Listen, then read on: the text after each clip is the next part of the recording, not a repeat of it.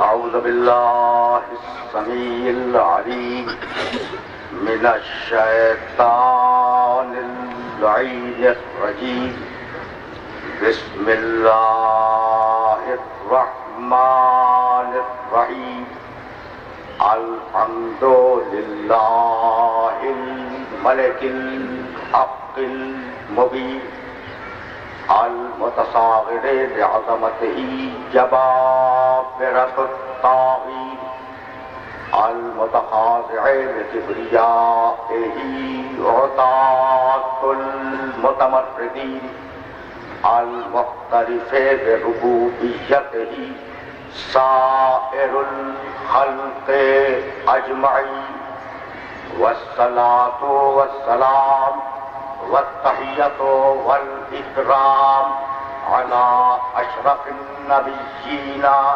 وخاتم المرسلين سيدنا ومولانا أبي القاسم محمد وأهل بيته الطيبين الطاهرين المعصومين المظلومين.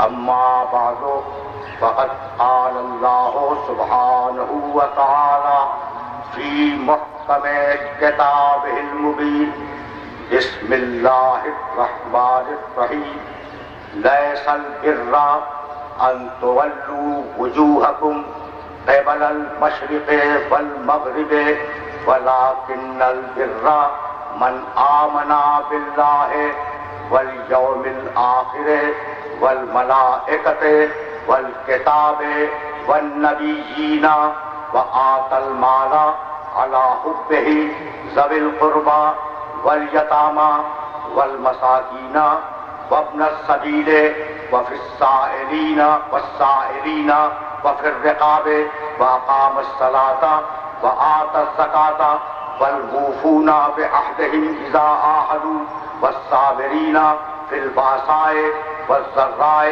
وحين البأس أولئك الذين صدقوا وأولئك هم المتقون. صلوات.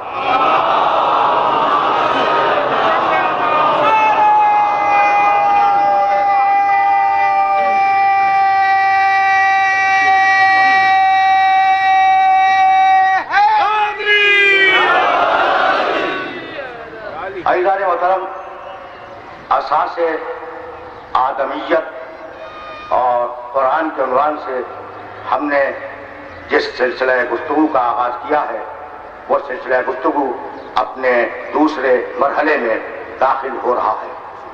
ہم نے اس سلسلہ گفتگو کے لیے سورہ بقر کی ایک طویل آیت کی تلاوت کا شرف حاصل کیا. اس آیت میں پروردگار عالم نے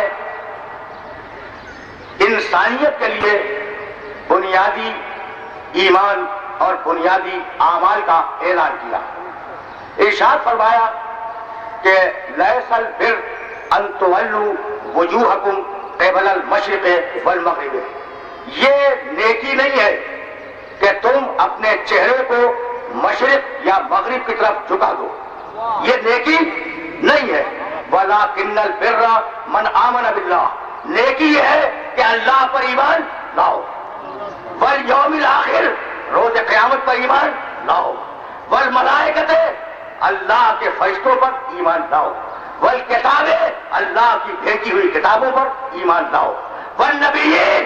اور اللہ کے بھیجے ہوئے انبیاء پر ایمان لاؤ. بھائی ان چیزوں کو ماننا ہے اور اب کرنا کیا ہے؟ وَآتَى الْمَالَ عَلَىٰ حُبِّهِ. اور اپنا مال اس کی محبت میں غریب رشتہ داروں تک پہنچاؤ. ماننے کے بعد گفتگو اعمال کی ہے. تمہیں کرنا کیا ہے؟ آتَى الْمَالَ عَلَىٰ حُبِّهِ. اپنا مال پہنچاؤ اللہ کی محبت میں. کس کے پاس؟ ذوی القربیٰ، غریب رشتہ داروں تک، یتیموں تک، مسکینوں تک، مسافروں تک، سوال کرنے والوں تک، اور وہ غلام جنہیں معاشرے نے غلام بنا دیا ہے ان کو آزاد کرانے کے لیے اپنا مال ان تک پہنچاؤ. اور فقط یہ کافی نہیں ہے، یہ پہنچا دینا کافی نہیں ہے. اقامت صلاۃ وآتى الزکات، نماز قائم کرو، زکات دیتے رہو. اور یہ بھی کافی نہیں ہے. والموفون بعہدہم اذا عاہدوا، اگر کوئی عہد کرو تو اس عہد کی پابندی کرو، اس عہد کو پورا کرو. اور یہ بھی کافی نہیں ہے. والصابرین فی البأساء والضراء وحین البأس، اگر بیماری آ جائے، اگر کوئی پریشانی آ جائے، اگر جنگ کی کیفیت پیدا ہو جائے تو ان کیفیتوں میں صبر کرو، بے صبری کا مظاہرہ نہ کرو. جو مذکورہ چیزوں کو مانے اور مذکورہ باتوں پہ عمل کرے، اولئک الذین صدقوا، سچے وہی ہیں. وَأُولَئِكَ هُمُ الْمُتَّقُونَ، اور صاحبان تقوی وہی ہے. میرے نبی نے اس آیت کے نزول کے بعد فرمایا، بھائی میں نے آیت کا مکمل ترجمہ تمہاری خدمت میں پیش کر دیا. جب یہ آیت آئی تو میرے نبی نے آواز دی، من عمل بهذه الآیہ فقد استکمل الایمان، جس نے اس آیت پہ عمل کر لیا اس کا ایمان کامل ہو گیا. جس نے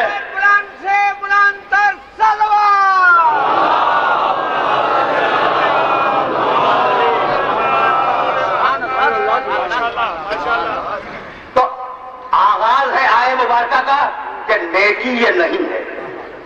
بھائی توجہ رکھنا، لیس البر ان تولوا وجوہکم قبل المشرق والمغرب، ٹکرے مارنا مشرق کی طرف اور ٹکرے مارنا سجدے کرنا مغرب کی طرف، یہ نیکی نہیں ہے. تو اب میں ایک سوال کرنا چاہ رہا ہوں اپنے سارے سننے والوں سے کہ بھائی اللہ نے جب ہمیں عقل دی ہے تو ہمیں یہ حق کیوں نہیں دیا کہ ہم خود طے کریں کہ نیکی کیا ہے کیا نہیں ہے؟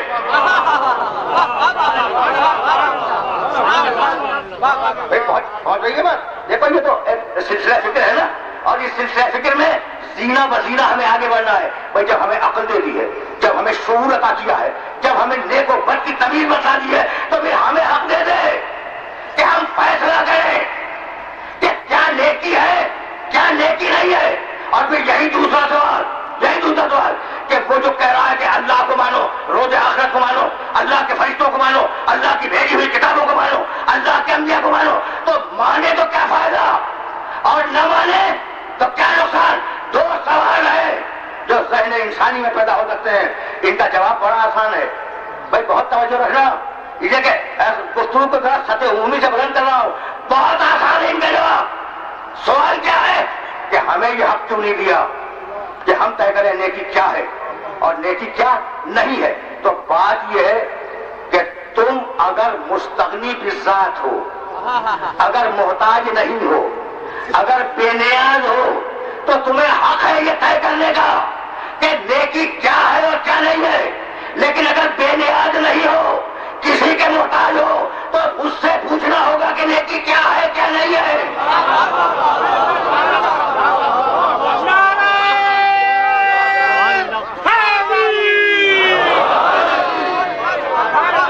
ٹھیک ہے نا؟ اچھا تو اب بھائی توجہ ہے. انسان محتاج ہے، بے نیاز نہیں ہے، انسان مستغنی نہیں ہے. بھائی رکے رہنا اس مرحلے پر. تم پوچھو گے نا کہ یہ میں نے کہاں سے کہہ دیا کہ انسان مستغنی نہیں ہے، انسان بے نیاز نہیں ہے، انسان محتاج ہے. تو بھائی یہی اپنے سننے والوں کو لگا تھا. جب دنیا میں بچہ آیا تو علم کے بغیر آیا، غذا کے بغیر آیا، لباس کے بغیر آیا. اسے غذا فراہم کی ماں نے، لباس فراہم کیا باپ نے، علم دیا استاد نے. تو بھائی محتاج تھا یا نہیں؟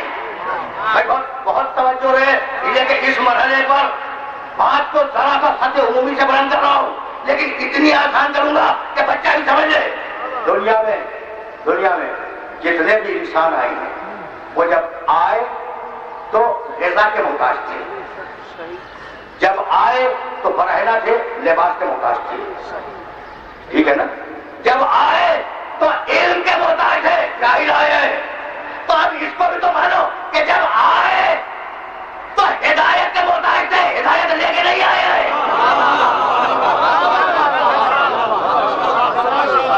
جب آئے تو ہدایت کے محتاج آئے، ہدایت لے کے نہیں آئے. تو پوری آدمیت ہدایت کی محتاج ہے.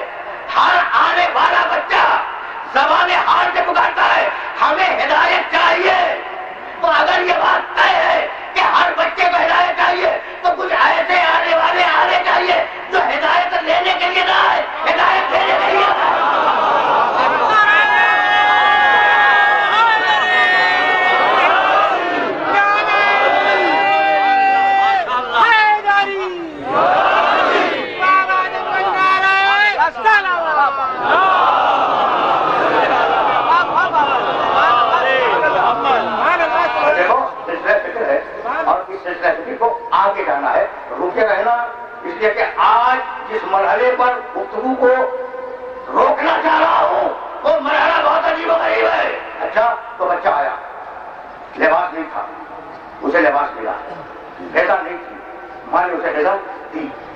جاہل آیا تھا، استاد نے اسے پڑھایا، وہ ماں کا محتاج، کھانے کا محتاج، استاد کا محتاج، جو کتابیں اس نے پڑھی ان کتابوں کا محتاج۔ لیکن جب بڑا ہوا تو اب دودھ کی جگہ دوسری غذائیں آ گئی، بدل مل گیا دودھ کا۔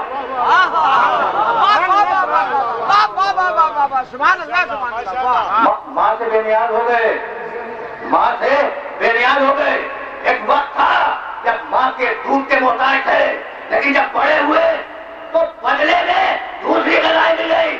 اچھا جب بڑے اس وقت لباس کے محتاج تھے، چھوٹا لباس اور چھوٹا لباس جو ماں پہنا دے وہ پہنے رہو، لیکن جب بڑے ہو گئے تو کیا لباس سے مستغنی ہو گئے؟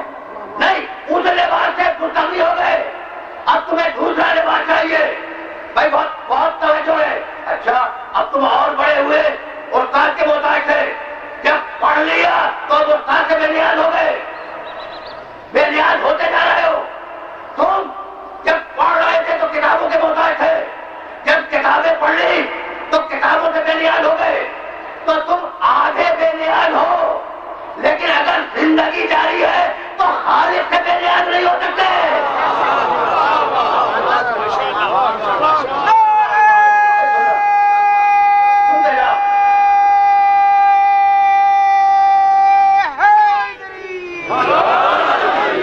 سنتے جاؤ، اسے کہ مرحلہ ذکر بڑا نازک ہے۔ اچھا لیکن تم کہہ سکتے ہو، میں بھی کہہ سکتا ہوں کہ ماں اور باپ نے ہمیں پیدا کر دیا، ان کا رول ختم ہو گیا، ٹھیک ہے نا، ان کا کردار ختم ہو گیا، پیدا کر دیا۔ اب ہم خود اپنی زندگی گزاریں گے اسی طریقے سے۔ اللہ نے خلق کر دیا تو کر دیا، اب اللہ کی ضرورت کیا ہے؟ بھائی بہت توجہ ہے، اب اللہ کی ضرورت کیا ہے؟ انہیں تو اس نے پیدا کر دیا تو کر دیا، اب ہمیں کیا لینا ہے اللہ سے؟ تو رکے رہو، ایک نازک مرحلہ فکر ہے، اور جہاں جہاں میرے سننے والے سن رہے ہیں انہیں متوجہ کر رہا ہوں۔ فلسفے کی مشکل ترین اصطلاحوں کو استعمال نہیں کروں گا، لیکن تمہیں ایک نقطۂ نظر سے روشناس کرانا چاہ رہا ہوں۔ دیکھو وقت جانتے ہو سوال کیا ہے کہ اب اللہ نے پیدا کر دیا تو کر دیا، اب اللہ کی ہمیں ضرورت کیا ہے؟ یہی ہے نا، رکے رہنا۔ وقت جانتے ہو کیا ہے؟ یہ وقت جو گزر رہا ہے غیر محسوس طریقے سے گزرتا ہے۔ صبح ہوتی ہے، شام ہوتی ہے، رات ہوتی ہے، پھر دوسری صبح آ جاتی ہے، ہمیں احساس نہیں ہوتا، لیکن وقت گزرتا رہتا ہے۔ ایسے غیر محسوس طریقے سے وقت گزرتا ہے جیسے سر کے بال بڑھتے ہیں، بڑھتے ہوئے نظر نہیں آتے، ناخن بڑھتے ہیں، بڑھتے ہوئے نظر نہیں آتے۔ اسی طریقے سے وقت گزرتا ہے، گزرتا ہوا نظر نہیں آتا۔ لیکن اب میں بتانا چاہوں کہ کیسے گزرتا ہے۔ دیکھو وقت کی سب سے چھوٹی اکائی کا نام ہے سیکنڈ، اسے لمحہ کہہ لو، ایک لمحہ، دو لمحے، تین لمحے، سیکنڈ، ٹھیک ہے نا، اسے آن کہہ لو، الف اس کے اوپر مد اور نون، آن سیکنڈ کو کہتے ہیں، لمحہ سیکنڈ کو کہتے ہیں۔ بھائی رکے رہنا، تو ہمارے اوپر سے جو وقت گزر رہا ہے اس کی مثال میں سمجھاؤں، قطرہ قطرہ کر کے لمحوں کی صورت میں ہم پر وقت گزر رہا ہے۔ سننا بھائی، بڑا نازک مرحلہ فکر ہے، اور میں بھی عادی ہو گیا ہوں اس ممبر سے مشکل مسائل کو بیان کرنے کا، اور تم بھی عادی ہو اس ممبر سے مشکل مسائل کو سننے کی، ٹھیک ہے نا۔ تو اب جو میں بات کہنے جا رہا ہوں وہ فلسفے کی دقیق کتابوں میں ملے گی، لیکن آسان کروں گا۔ تو اب تمہارے اوپر وقت قطرہ قطرہ برس رہا ہے، ٹھیک ہے نا، وقت قطرہ قطرہ لمحہ لمحہ برس رہا ہے۔ تو اب اگر سوچو تو جس لمحے میں تم بیٹھے ہو اس سے پہلے جو گزر گیا وہ تمہارا ماضی ہے، جس میں بیٹھے ہو وہ تمہارا حال ہے، اور جو گرنے والا ہے وہ تمہارا مستقبل ہے۔ بھائی پوری طرح محسوس کرو تو میں جملہ کہوں اور پھر یہیں سے میں آگے بڑھ جاؤں۔ یعنی وقت لمحوں کی صورت میں ہمارے اوپر سے گزرتا ہے، جس لمحے میں ہم ہیں وہ انسان کا حال ہے، جو لمحہ گزر گیا وہ ماضی ہے، جو لمحہ آنے والا ہے، وہ مستقبل ہے۔ تو اب میں پوری انسانیت سے پوچھ رہا ہوں کہ جس لمحے میں تم بیٹھے ہو اسی میں تو زندہ ہو نا؟ تو تمہاری زندگی ایک لمحے کی ہے، یہ ایک لمحے کی زندگی 100 سال کی کون بناتا ہے؟ اگر وہ نہ ہو تو ایک لمحے سے زیادہ زندہ نہ رہ سکو۔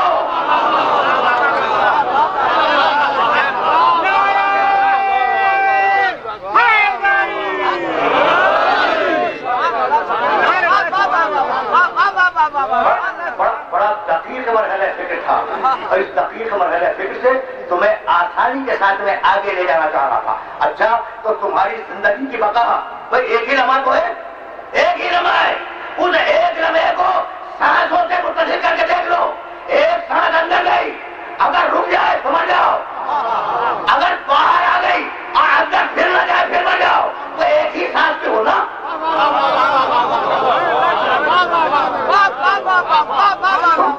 تمہارا وجود ایک ہی سانس کا ہے نا، تمہارا وجود ایک ہی لمحے کا ہے نا، تو اگر اس سانس کو روک لے تو موت واقع ہو جائے گی یا نہیں؟ تو جب تک زندہ ہو تب تک اس کے محتاج ہو۔ سنتے جاؤ سنتے جاؤ، اس لیے بڑا نازک مرحلہ فکر ہے، اور اس نازک مرحلہ فکر سے میں آگے جانا چاہ رہا ہوں۔ اچھا تو پوری آدمیت، پوری نسل آدم، سارے فرزندان آدم کے بیٹے، آدم کی بیٹیاں، یہ محتاج ہے اس کے اپنی بقا میں، وجود میں محتاج تو تھی، اپنی بقا میں محتاج ہے۔ اچھا تو پوری کائنات کی جو عالمی بنایا ہے اللہ نے، بنا کے کیا ختم ہو گیا سلسلہ؟ وہ بھی اپنے وجود میں، وہ بھی اپنے وجود میں اللہ کے محتاج ہے۔ تو نہ عالمین بے نیاز ہے نہ انسان بے نیاز ہے، عالمین بھی اللہ کے محتاج، انسان بھی اللہ کا محتاج۔ اسی لیے جب قرآن شروع ہوا تو آواز دی بسم اللہ الرحمن الرحیم الحمدللہ رب العالمین، عالمین کو باقی رکھنے والا اللہ۔ اور جب قرآن ختم ہوا تو آواز دی بسم اللہ الرحمن الرحیم قل اعوذ برب الناس، انسانوں کا باقی رکھنے والا بھی اللہ۔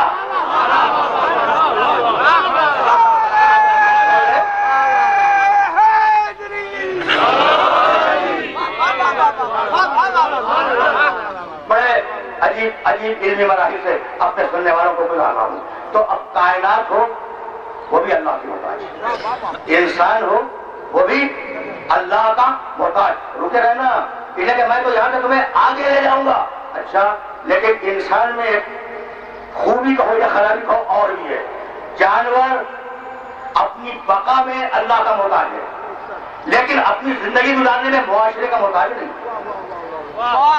لیکن انسان اپنی بقا میں، توجہ لے، اپنی بقا میں اللہ کا محتاج اور اپنی زندگی گزارنے میں معاشرے کا محتاج۔ تو اب آدمی وہ ہوگا جو ایک طرف اللہ سے رشتہ رکھے، دوسری طرف معاشرے سے رشتہ رکھے۔ آدمی کون ہوگا؟ ایک طرف اللہ سے ربط رکھے، دوسری طرف معاشرے سے ربط رکھے۔ اللہ سے ربط کا نماز قائم کرو، بندے سے ربط کا زکات دیتے رہو۔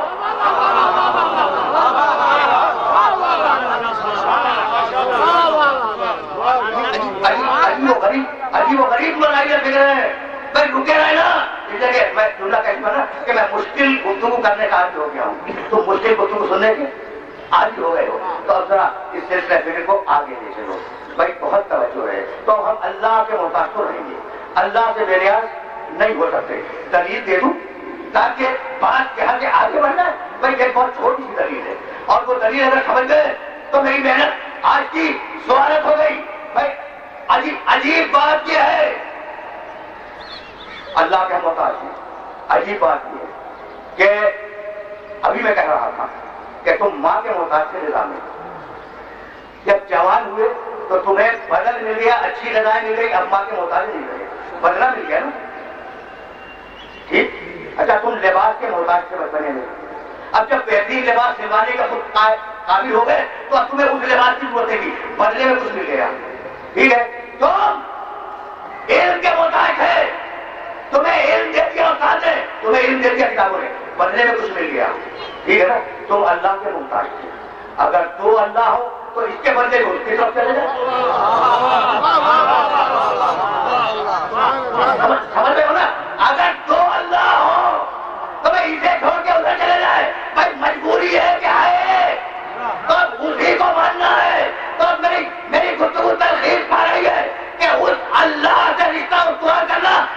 ایک ہی چاہیے، کچھ اور نہیں ہے۔ اور یہی بات میرے محترم سننے والوں تک بات پہنچ گئی کہ اس اللہ سے جو تمہاری بقا کا ضامن ہے، تمہارے وجود کا ضامن ہے، اس سے رشتے کو استوار کرنا یہی نہیں، اسی کا نام عبادت ہے۔ رکے رہنا، اس لیے کہ اس مرحلے پر تمہیں اصول دے کر پھر آگے بڑھوں گا۔ تو ایک رشتہ اللہ سے، دوسرا رشتہ معاشرے سے، اقامت صلاۃ وآتوا الزکوٰۃ، نماز قائم کرو، زکات دیتے رہو، زکات دیتے رہو۔ چیلنج کر رہا ہوں کہ پورے قرآن میں یہ کہی نہیں ہے کہ زکات نکالتے رہو۔ بھائی فرق کیا ہو گیا؟ یہ فرق کیا ہو گیا؟ کہیں پورے قرآن میں یہ کہیں نہیں ہے کہ زکات نکالتے رہو۔ پورے قرآن کو دیکھنے کے بعد رہو، حکم ہے زکات دیتے رہو۔ نکالنے میں اور دینے میں فرق کیا ہے؟ اگر نکالو گے تو غریب تمہاری ڈیوڑی پہ آئے گا، اور اگر دینے جاؤ گے تو تم اس کی ڈیوڑی پہ جاؤ گے۔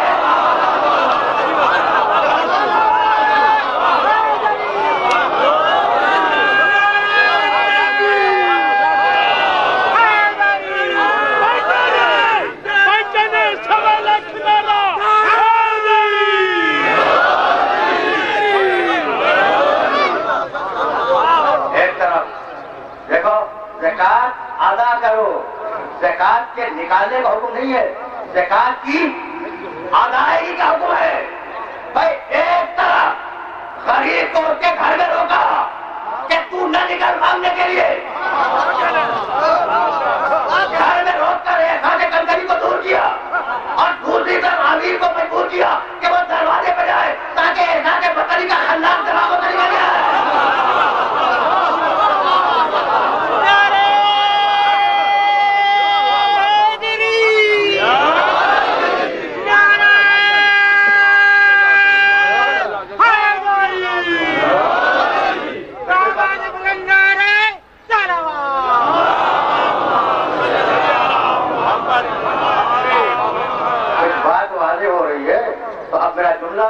اپنے ذہنوں کے اندر محفوظ رکھ لینا کہ غریب زکات دینے کے لیے امیر کے دروازے پہ نہیں جائے گا۔ ایک ہے زکات لینے والا، ایک ہے زکات دینے والا۔ دینے والا جائے گا، دینے والا جائے گا لینے والے کے دروازے پر، لینے والا نہیں جائے گا، لینے والا نہیں جائے گا دینے والے کے دروازے پر۔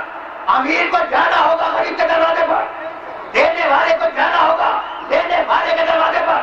تو پوری فقہ اسلام کا خلاصہ ہے کہ جو صاحب نصاب ہو، جو زکات نکالے، وہ مستحق تک پہنچائے۔ لیکن اسی تاریخ اسلام میں ایک نظر آیا کہ زکات لینے والا آیا ہے، علی نہیں ہے لینے کے لیے۔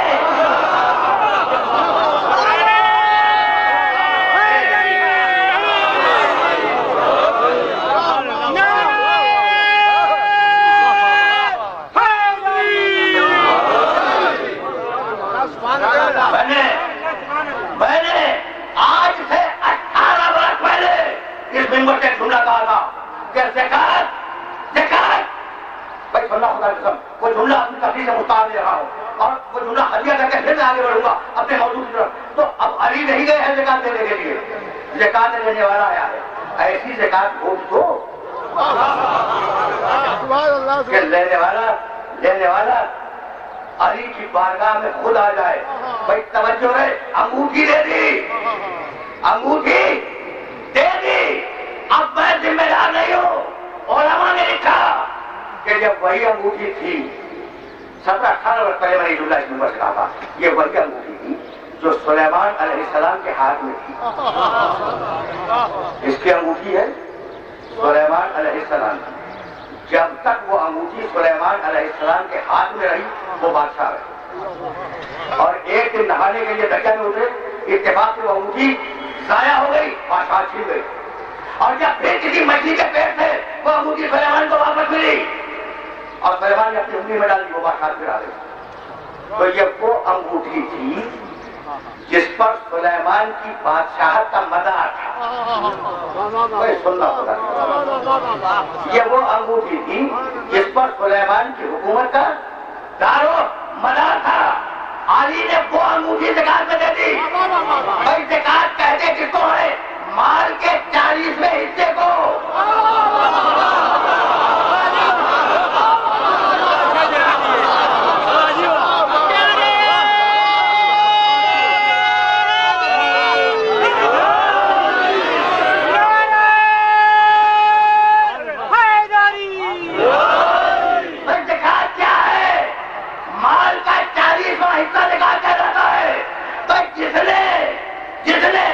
سلیمان کی بادشاہت زکات میں دے دی ہو اس کی پوری بادشاہت کیا ہوگی؟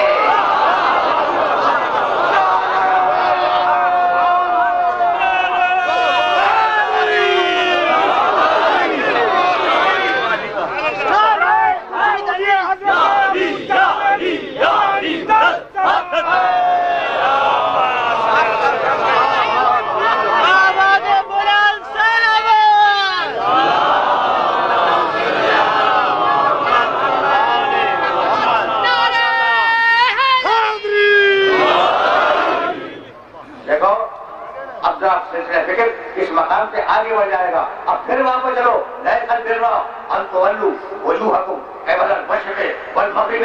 دیکھا نیکی یہ نہیں ہے کہ تم اپنے چہرے کو مشرق کی طرف یا مغرب کی طرف جھکا دو. یہ نیکی نہیں ہے. میں نے پہلا سوال کیا قائم کیا کہ مالک ہمیں حق کیوں نہیں ہے کہ ہم یہ طے کریں کہ نیکی کیا ہے نیکی کیا نہیں ہے. اس لیے حق نہیں ہے کہ ہم محتاج ہیں.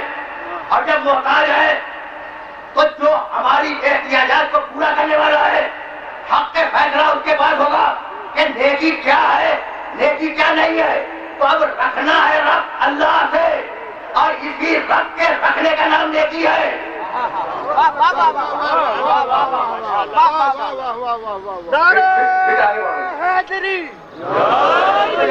فکر آگے بڑھ رہی ہے. اسی اللہ سے رب رکھنا ہے اور اسی رب کا نام ہے نیکی.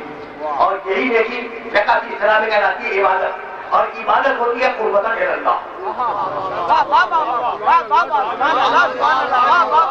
ٹھیک ہے نا. پھر یہ جملہ اپنے ذہنوں میں محفوظ کر لینا. ہمیں اللہ سے ربط رکھنا ہے. یہ نیکی ہے. اس نیکی کا اصطلاحی نام ہے عبادت. اور عبادت ہوتی ہے قربتاً الی اللہ. اللہ کے قریب ہونے کے لیے. تو نیکی وہ ہوگی جو وہ عمل نیکی ہوگا جو تمہیں اللہ سے قریب کر دے. جو اللہ سے دور کرے وہ کچھ بھی ہو نیکی نہیں ہوگا. اب ان اعمال کو خود سمجھتے جانا کہ کون سے اعمال ہے جو تم کو اللہ سے دور کر دیتے ہیں. اچھا بھائی وہ کہہ رہا ہوں جو اللہ سے قریب کر دے وہ نیکی ہے وہ عبادت ہے. کمال کی بات یہ ہے کہ روزہ نیکی ہے بہت بڑی. خمس و زکات بہت بڑی نیکی ہے. حج بہت ہی بڑی نیکی ہے. نماز بہت بڑی نیکی ہے. لیکن عجیب بات یہ کہ ان عبادتوں میں نماز روزہ حج زکات خمس جہاد ان نیکیوں میں اللہ نے نماز کو ایک خاص اہمیت دی. اور میرے نبی نے کہا الصلاۃ عمود الدین. نماز دین کا ستون ہے. حج کو نہیں کہا کہ دین کا ستون ہے. حالانکہ حج بہت بڑی عبادت ہے. روزے کو نہیں کہا کہ دین کا ستون ہے. حالانکہ روزہ بہت بڑی عبادت ہے. خمس و زکات ان کو دین کا ستون نہیں کہا. نماز کو دین کا ستون کہا. بھائی عجیب بات ہی ہے. بھائی توجہ رہے کہ پوری زمین پر جتنی بھی مخلوقات پائی جاتی ہیں کچھ وہ ہے جو رینگتی ہوئی چلتی ہے. کچھ وہ ہے جو 4 پیروں پہ چلتی ہے. کچھ تو رینگتی سینے کے بل چلتی ہے. کچھ 4 پیروں پہ چلتی ہے. کچھ وہ مخلوقات ہے جو قیام میں چلتی ہے. بھائی توجہ ہے. یعنی انسان کھڑا ہو کر چلتا ہے. چمپانزی کھڑے ہو کر چلتا ہے. گوریلا کھڑے ہو کر چلتا ہے. گائے بھینس گھوڑے گدھے 4 پیروں پہ چلتے ہیں. ٹھیک ہے نا. سانپ بچھو حشرات سینے کے بل چلتے ہیں. تو چوتھی کوئی قسم نہیں ہے. یا قیام کی حالت میں چلے یا 4 پیروں پہ چلے یا سینے کے بل چلے. نماز میں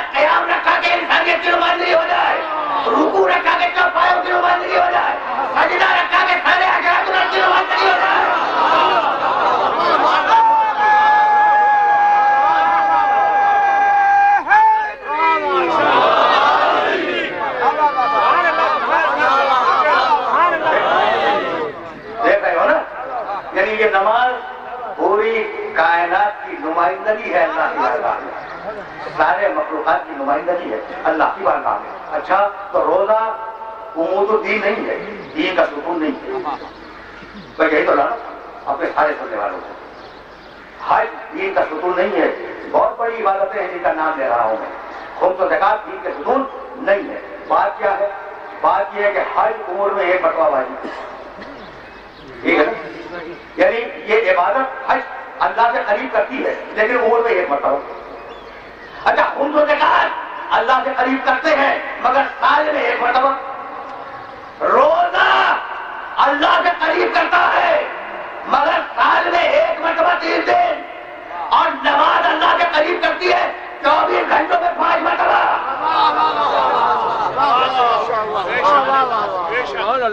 بھائی باتیں پہنچ گئی نا، باتیں میرے سننے والوں تک پہنچ گئی تو اب رکے رہنا۔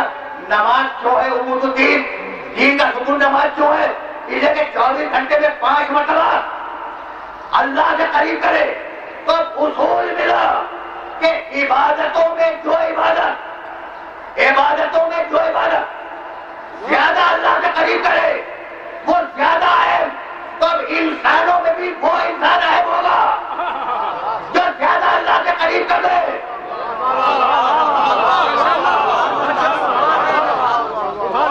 میں تمہیں لے آیا اس مرحلے پر جس مرحلے پر آج بات کو رکنا ہے۔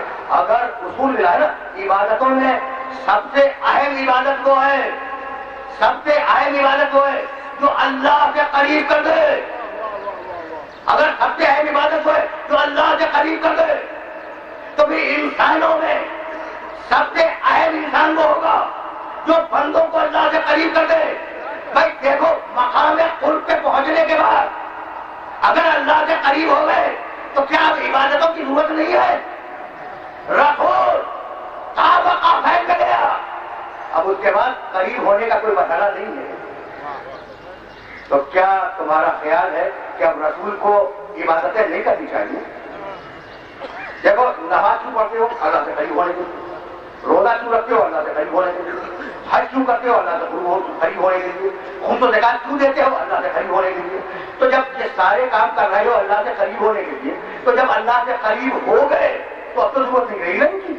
بھائی اسی اصول کو توڑا ہے میرے نبی نے کہ میں قرب کی آخری منزل پہ ہوں، کعبہ قوسین پہ پہنچ گیا، لیکن اتنا قریب اب بھی نہیں ہوا کہ عبادت سے بے نیاز ہو جاؤں۔ جانے کے بعد سجدہ کیا۔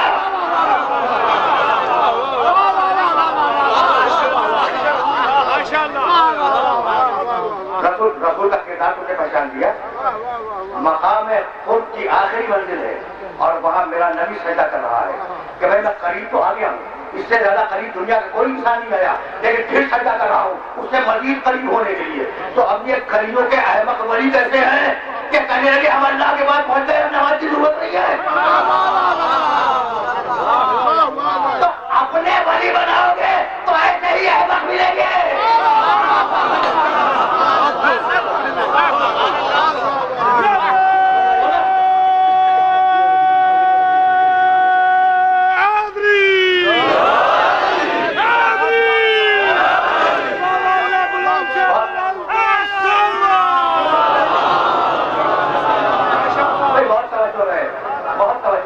اچھا تو عبادتوں میں سب سے اہم عبادت کو جو اللہ سے زیادہ قریب کرے، اس لیے نماز عمود تھی، اور انسانوں میں سب سے اہم انسان وہ جو اللہ سے قریب کر دے، جس کا نام آتے ہی اللہ ذہن میں آ جائے۔ بھائی میرے نبی کی پوری زندگی دیکھو، سارے حیرانے کیوں رہا؟ اللہ کے لیے۔ مکے کی گلیوں میں پتھر کیوں کھائے؟ اللہ کے لیے۔ طائف کی پہاڑیوں میں زخمی کیوں ہوا؟ اللہ کے لیے۔ بدر کی جنگ میں کیوں گیا؟ اللہ کے لیے۔ ہجرت کیوں کی؟ اللہ کے لیے۔ مباہلے میں کیوں گیا؟ اللہ کے لیے۔ تو رسول وہ نمونہ ہے کہ ہر کردار میرے نبی کا جب سوال کرو گے کہ یہ کیوں کیا، جواب آئے گا اللہ کے لیے۔ اور اب میں نبی کے بعد پوچھ رہا ہوں کہ علی کہاں پیدا ہوا؟ اللہ کے گھر میں۔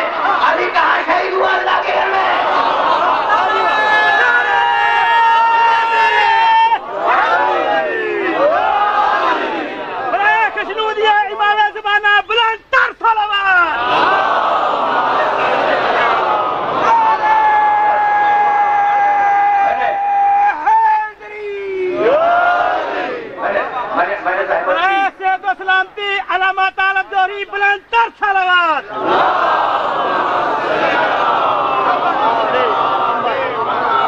جاؤ. میں سوال کر اللہ کے لیے, ٹھیک ہے نا, پوری زندگی میرے نبی کی اللہ کے لیے, اب میں نے علی کے لیے پوچھا میں پیدا کہاں ہوا؟ اللہ کے گھر میں, ٹھیک ہے نا. اچھا شہید کہاں ہوا؟ اللہ کے گھر میں. پیدا ہوا اللہ کے گھر میں. بھائی عجیب مرحلہ فکر ہے, تو ان سے موازنہ کرو گے جو میٹرنیٹی ہوم میں پیدا ہوتے ہیں.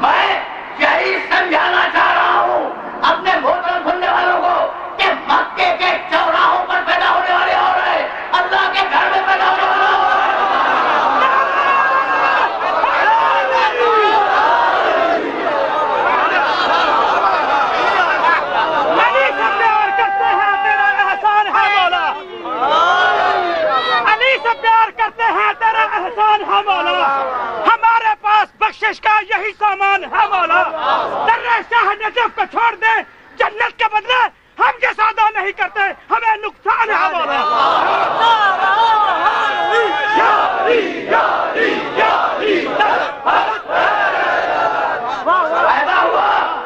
پیدا ہوا اللہ کے گھر میں, شہید ہوا اللہ کے گھر میں, تو یہ اکیلا انسان ہے تاریخ عالمیت کا جس کی پوری زندگی اللہ کے دو گھروں کے درمیان میں ہے.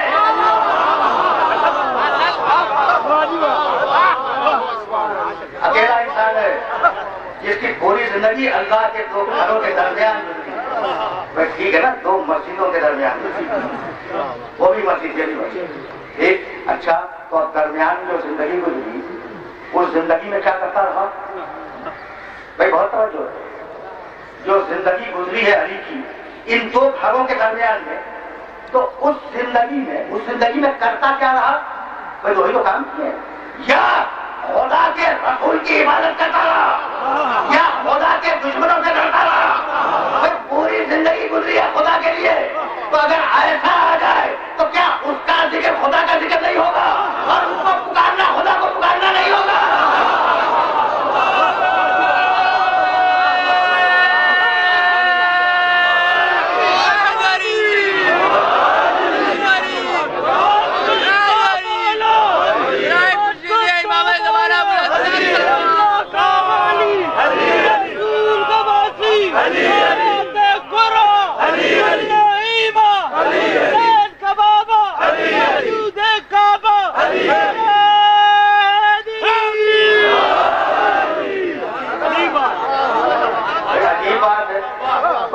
پوری زندگی اللہ کے لیے ہو تو کیا اس کا ذکر اللہ کا ذکر نہیں ہے؟ اور اس کو پکارنا کیا اللہ کو پکارنا نہیں ہے؟ کب تک غیر اللہ کی مدد کو شرک اور بدعت کہتے رہو گے؟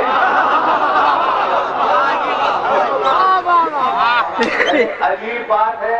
اب میرے پاس دامن وقت میں بہت زیادہ گنجائش نہیں ہے, لیکن میں مجبور ہوں یہ کہنے پر, تم چیخ رہے ہو کہ اللہ کے علاوہ کسی سے مدد مانگنا شرک اور بدعت ہے, تم چیخ رہے ہو, اور قرآن کہہ رہا ہے ان تنصروا اللہ ینصرکم, اگر تم اللہ کی مدد کرو گے تو اللہ تمہاری مدد کرے گا.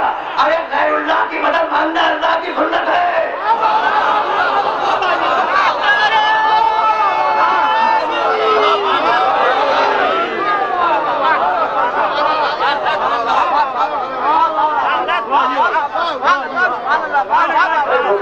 خدا کی قسم, ابھی تو میں قرآن مجید سے یہ آیت مبارکہ پڑھ رہا تھا, غیر اللہ سے مدد مانگنا وہ اللہ کی سنت ہے. اقرضوا اللہ قرضا حسنا, اللہ کو قرض دے دو, قرض بھی مانگتا ہے غیر اللہ سے.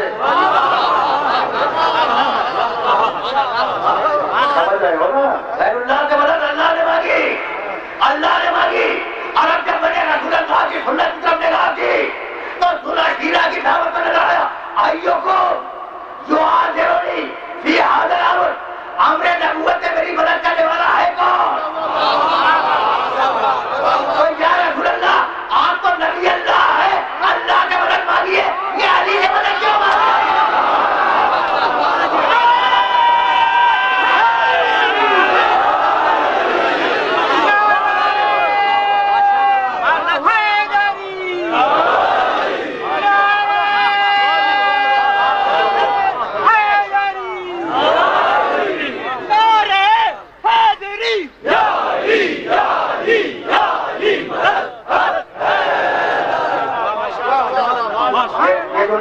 یہ جملہ یاد رکھو گے نا، ایوکم یعاذرنی فی ھذا الامر، سلح شیرہ کی تاریخ اسلام کا پہلا دن ہے، سلح شیرہ کا دن تاریخ اسلام کا پہلا دن ہے، اور اس پہلے دن میرا نبی کہہ رہا ہے ایوکم یعاذرنی فی ھذا الامر، امر نبوت میں، امر اسلام میں، امر قرآن میں، امر تبلیغ دین الہی میں کون ہے جو میری مدد کرے گا؟ ایوکم، براہ راست نہیں کہا کہ علی تم آ جاؤ، جان رہے تھے لیکن بلایا نہیں، کہا بھائی کون ہے جو مدد کرے گا، تاکہ کوئی یہ نہ کہے کہ جاگیرداری میں مددگاری کا عہدہ دے دیا۔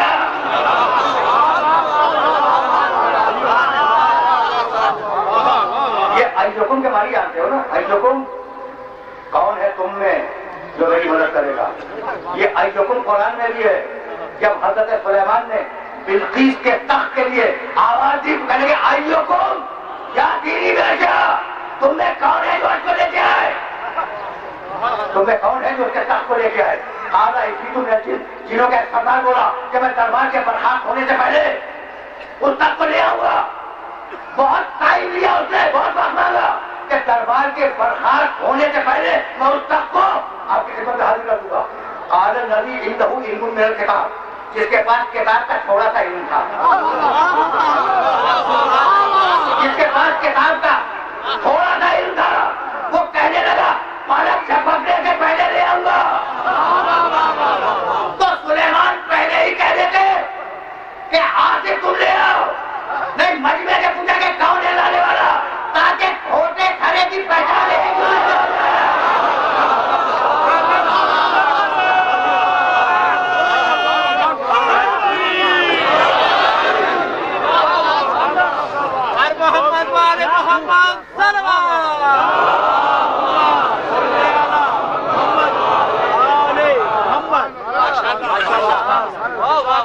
بڑا لکھا مجمع ہے، اور اس مجمع کے سامنے ایک جملہ عرض کروں گا اور اس جملے پر گفتگو رک جائے گی۔ تم نے دیکھ لیا نا، اچھا ایوکم سمجھ میں آ گیا قرآن کا؟ ایوکم تم میں کون ہے جو اس کے تخت کو لے آئے؟ ایوکم، یہی جملہ میرے نبی نے ایوکم سورہ شیرہ میں کہا، ایوکم یعاذرنی فی ھذا الامر، اور یہی جملہ، یہی نام میرے نبی نے ہجرت کی سب سے پہلے شام کو کہا، ایوکم یبیت علی فراشی، تم میں کون ہے جو آج کی رات میرے بستر پہ سو جائے؟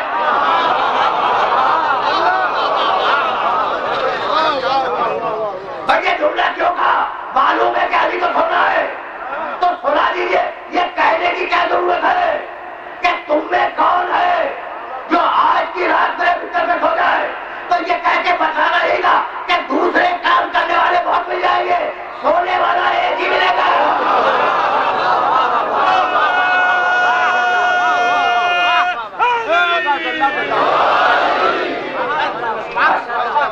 تو اب یہ جملہ اپنے پڑھے لکھے سننے والوں کو کیا کر رہا ہوں؟ دیکھو، بعض لفظ ایسے ہوتے ہیں کہ جن کی وضاحت کی ضرورت نہیں ہوتی، لفظ خود بولتے ہیں۔ سلح شیرہ کی دعوت میں کیا کہا؟ ایوکم یعاذرنی فی ھذا الامر، تم میں وہ ایک کون ہے؟ دیکھا بھائی، میں عربی جانتا ہوں، اور جب میں ترجمہ کروں تو ترجمے پہ اعتبار کیا کرتا۔ ایوکم مولانا فیض رحمانی، مولانا عالمی صاحب اور دوسرے صاحبان خیر و کی تشریف فرمائے، ان کے سامنے یہ جملہ کہہ رہا ہوں، ایوکم تم میں وہ ایک کون ہے؟ وہ کون ہے جو میری مدد کا وعدہ کرتا ہے؟ وہ کون ہے یہ نہیں کہا رسول نے، بھرا ہوا مجمع سنا تو بشیرہ کا کہ وہ کون لوگ ہیں جو میری مدد کا وعدہ کرتے ہیں، کون لوگ ہیں، رسول نے نہیں کہا ایک کون ہے، تو رسول نے مانگا ہی ایک تھا، اب دوسروں کو پریشانی کیوں ہو؟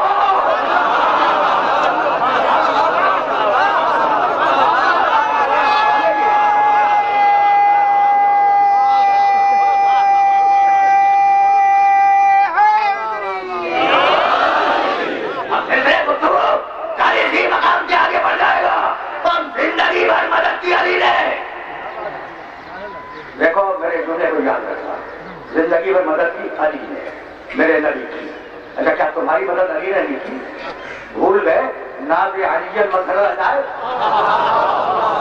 تجر اور لگا پہ نوائے کلو ہمین وہمین علی کلو، دنیا کے سارے مسائل حل ہوں گے، علی کو پکار لو، تو اب وہ نبی ہو یا نبی کی امت ہو، علی کو پکارے بغیر مسئلہ حل نہیں ہوگا۔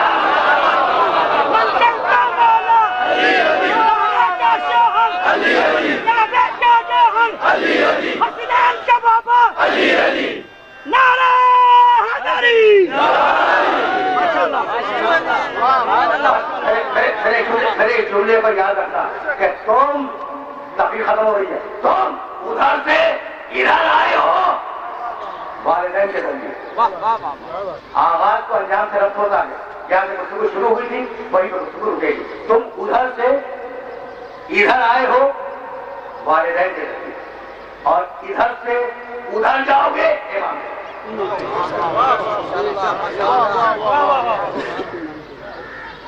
یوم ندعو کل اناس بامامہم، قیامت میں ہم لوگوں کو بلائیں گے ان کے اماموں کے ذریعے، خلیفہ کے ذریعے نہیں بلایا جائے گا، بادشاہ کے ذریعے نہیں بلایا جائے گا، ٹھیک ہے نا، خلیفۃ المسلمین کے ذریعے نہیں بلایا جائے گا، صدر مملکت کے ذریعے چاہے وہ انتخاب چاہے یا اپنی مرضی سے نہیں بلایا جائے گا۔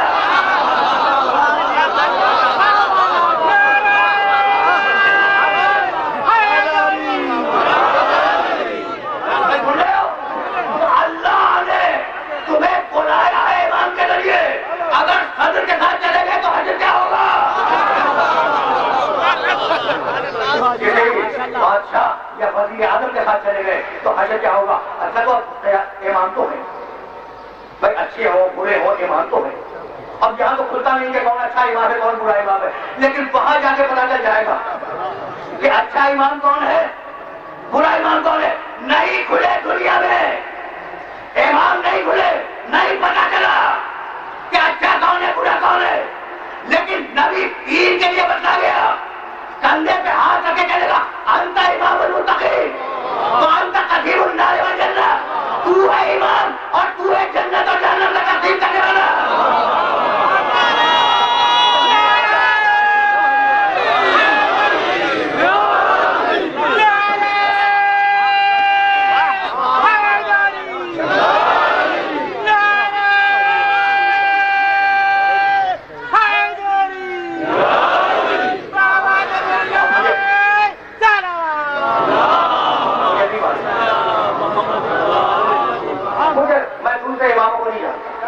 لیکن کم سے کم یہ امام ایسا ہے جس کے لیے میرے نبی نے کہا کہ تو امام المتقین ہے اور تم جنت جہنم کا تقسیم کرنے والا ہے، اور پھر اس کے بیٹوں کو یہ کہا الحسن والحسین امامان کعبہ اور کعبہ، حسن حسین دو امام ہیں، بیٹھے جب بھی امام ہے، سلح کرنے جب بھی امام ہے، تلوار کھینچنے جب بھی امام ہے، سلح حسن کی امامت ہے جب یہ کربلا کی امامت ہے۔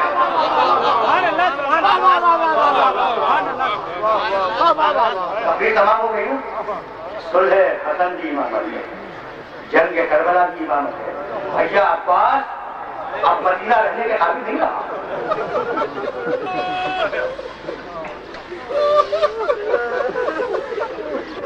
عباس نے سامان سفر کی تیاری کی، اجرکم اللہ، تمہاری آوازیں بلند ہو گئی، اور میرے پاس 4 یا 5 دقیقے، انہیں 4-5 دقیقوں میں گفتگو کو تمام کرنا چاہتا ہوں۔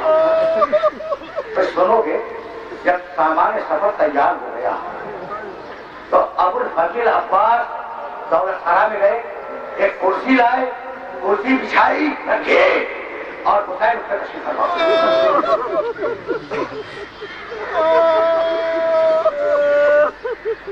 بھائی عجیب مرحلہ فکر ہے، اور میں چاہتا ہوں کہ میرے ساتھ 5 دقیقے چلتے رہوں۔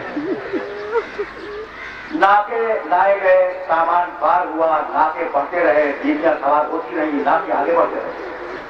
جب پورا قافلہ تیار ہو گیا تو حسین ابن علی، جیسا کہ میں عرض کر رہا تھا، ام ہانی سے رخصت ہوئی، حضرت ام سلمہ سے رخصت ہوئی۔ اور تمہیں یاد ہے نا کہ ایک بیمار بیٹی تھی جسے حسین مدینے میں چھوڑ کے گئے تھے، حسین فاطمہ زہرا سے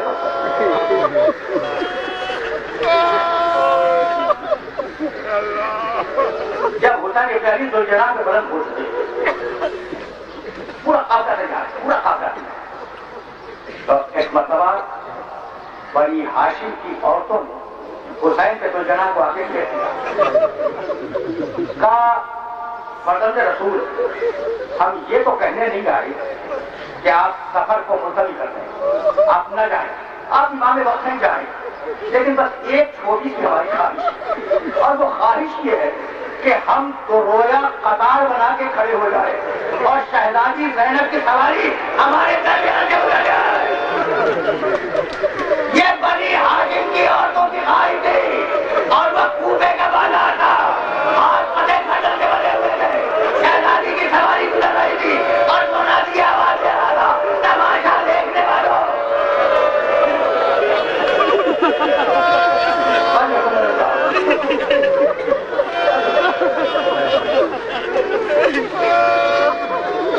قافلہ چلا، تو بیمار بیٹی سے رخصت ہوئی، قافلہ چلا، قافلے کی ترتیب تمہارے علم میں ہوگی، آگے آگے ذوالجلال پر حسین ابن علی۔ دیکھو بڑا وقت کم ہوتا ہے مقاصد کی تفصیل بیان کرنے کے لیے، لیکن جی جاتا ہے قافلے کی ترتیب سن لو کہ مدینے سے قافلہ کس شان سے نکلا ہے۔ آگے آگے گھوڑے پر حسین ابن علی، ان کے پیچھے اصحاب و انصار کا مجمع گھوڑوں پر سوار، ان کے پیچھے سامان سفر والے ناکے، ان کے پیچھے سیدانیوں کی سواریاں، اور سیدانیوں کی سواریوں کے دونوں طرف بنی ہاشم کے جوان ننگی تلواریں، شان دیکھ رہے ہو آپ، اور سب سے پیچھے سب سے آخر میں ابو الفضل عباس اپنے گھوڑے پہ سوار ہے، سر جھکا ہوا ہے، ہاتھ تلوار کے قبضے میں۔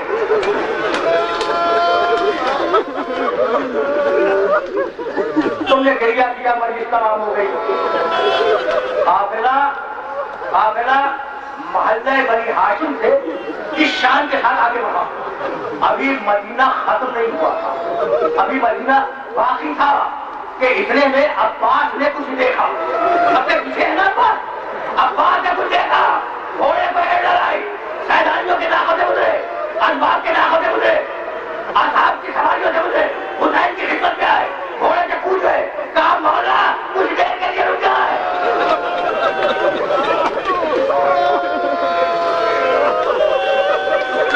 مولا کچھ دیر کے لیے رک جائے۔ حسین نے کہا عباس ہم تو ابھی مدینے سے چلے ہیں نا، رکنے کا سبب کیا ہے؟ عباس نے اپنی زبان سے کچھ نہیں کہا، ایک مرتبہ مڑ کے پیچھے دیکھا، اب جو حسین نے ساتھ پر دیکھا تو دیکھا بیمار بیٹی دادی کا ہاتھ تھامے ہوئے، یہ کہتی ہوئی آ رہی ہے،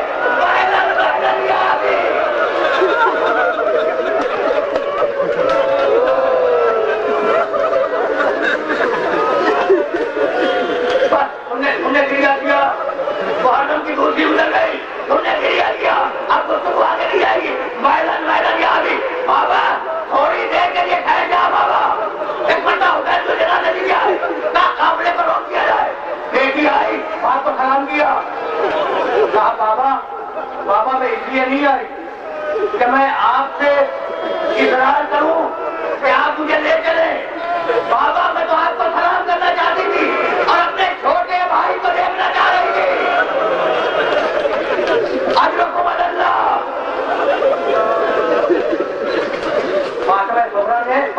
سلام کیا، پھوپھی کو سلام کیا، ماں کو سلام کیا، اللہ کی طرف ہاتھ بڑھایا، بچہ ہو کے آ گیا گولی میں.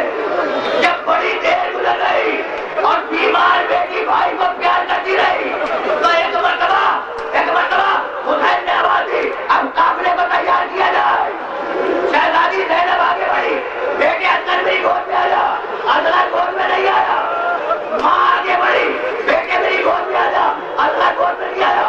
بہن نے چمٹارا، ایک مرتبہ حسین آگے بڑھے، اصغر کے کان میں کہنے لگے بیٹے کیا تیر کھانے کے لیے کربلا نہیں چلے گا. وہ ان کے گود میں آ گیا.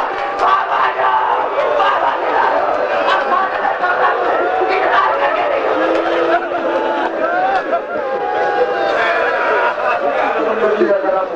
آئیے آپ